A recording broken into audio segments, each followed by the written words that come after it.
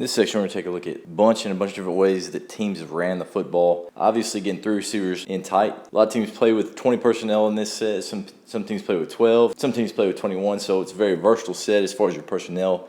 Could be out of 10 personnel. Obviously, the runs are going to be different depending on what personnel you have in the game. We're going to dive right in and see what the best offenses in college have been doing in the bunch formation in 2023 and see how that could translate into your program as well. First run we're going to take a look at is the duo, which is one of the favorite runs of basically every single team that gets into the bunch. And a real easy way to get big bodies to the front side and make a smaller guy like a corner try to tackle. First we're going to look at with duo is just against the forefront, and we have it drawn up right here just against the overfront. You got either a 2 or a 3 right here, 1 to the back side, and really, if you're looking at duo, I know everybody's going to go wild, but literally just same rules as you would if you're going inside zone to the left, but it's duo to the right.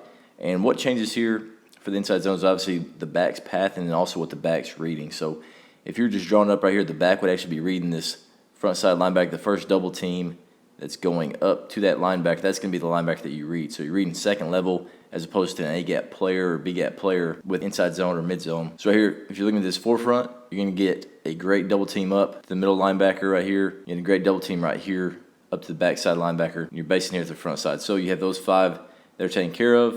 Typically, you're going to have a bigger guy, whether this is an H, fullback, whatever you want to call it. He's going to try to wash that down as far as he can, especially if you know you're going to a defensive that's going to squeeze. You want to try to wash that. Even if he does go outside, that's fine.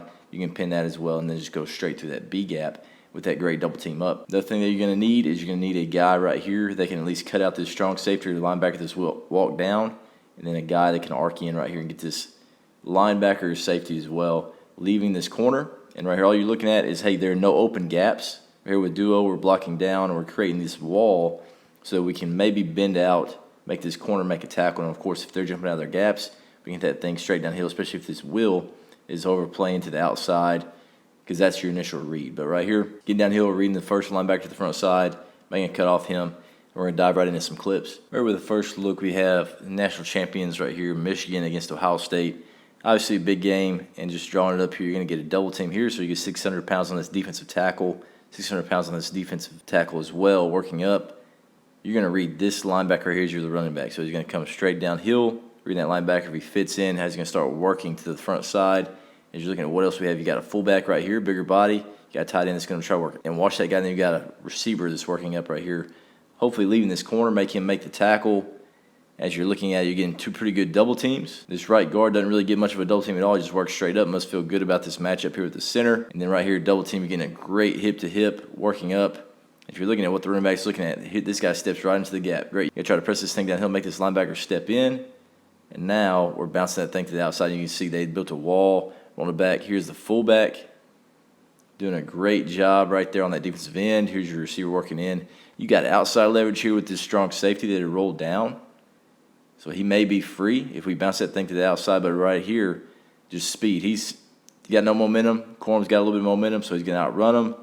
And now you got a corner, and you even had that strong safety that did have the alley right there, but had him occupied just enough, got a big play right here. And you see the duo creating a wall, no run through from the defense, and creating some double teams. Another look here from Michigan. This time their forefront of Washington's really wide, and this is on a 2nd and 8.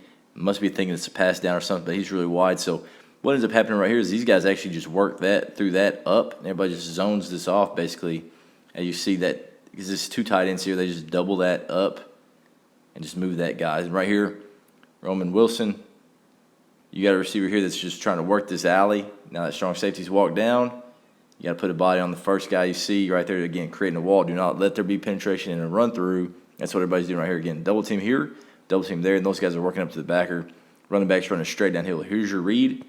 Front side linebacker, he steps in. You want to push this thing now. If we can bounce it because he stepped in, great. Now you got a corner that's filling it off the edge. Obviously, these guys are not really excited about this, and this one actually left them in a little bit of pain. But right there, if a corner's going to come down and fit that hard, now you should have a little bit of play action. We'll see that later in our play action section. But right there, corner's able to come and make a play. But that's what you want. Make that guy make a play. Hopefully your back can make him miss a couple times or make him be a little hesitant getting in there, being physical in the run game. Another look at Michigan. I know you think it's going to be just a whole Michigan video. It's really not. But they got the first 3 plays. And right here, if you're looking at this personnel setting, you got a tight end, you got a fullback. This is 21. These guys are just tight right here. And it's still the same thing. Everybody's working their inside gap.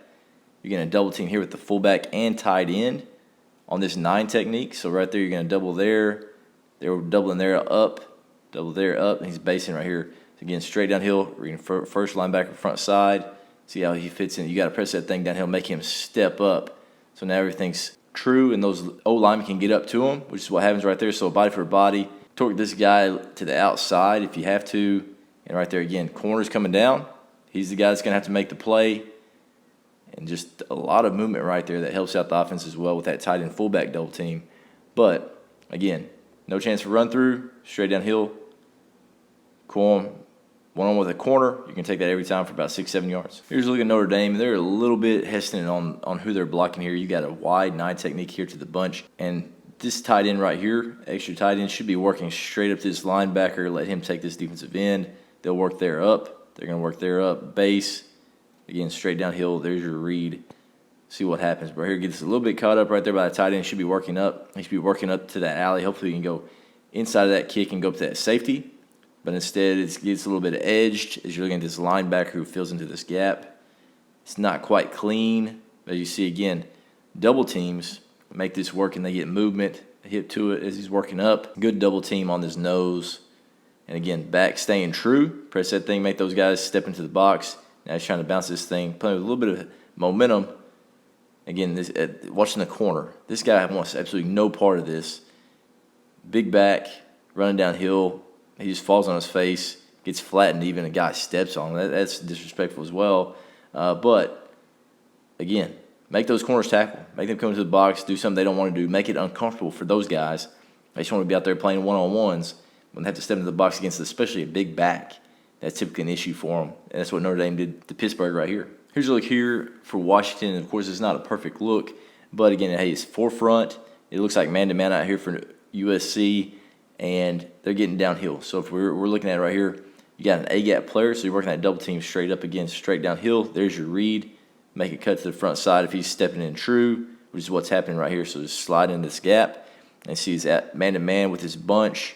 And these guys, they just try to zone this thing off. It's obviously not perfect, but those guys are trying to make something happen there on the edge. Just really have this in there so you can see that different look that USC gave. And these guys, hey, just zone it off. Don't be afraid just to go make something happen. It doesn't have to be perfect, but we got to get downhill, and we got to be physical there on the edge. Here's another look from Washington. They started off with their bunch here. They had their single receiver, and they flipped them over, so now they're to the unbalanced set. But again, it's the same thing as far as duo is concerned. He's straight downhill, bringing first linebacker to the front side.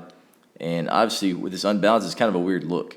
So right here on this, there's not going to be many double teams. They just got to take care of these down linemen. They're zoning that off. You might get a double team here up. He's basing right here.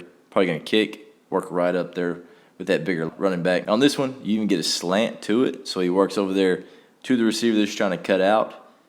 And this fullback can just work straight up. Take that linebacker right there. Great read again. Downhill. You read it stepped over this way with that slant.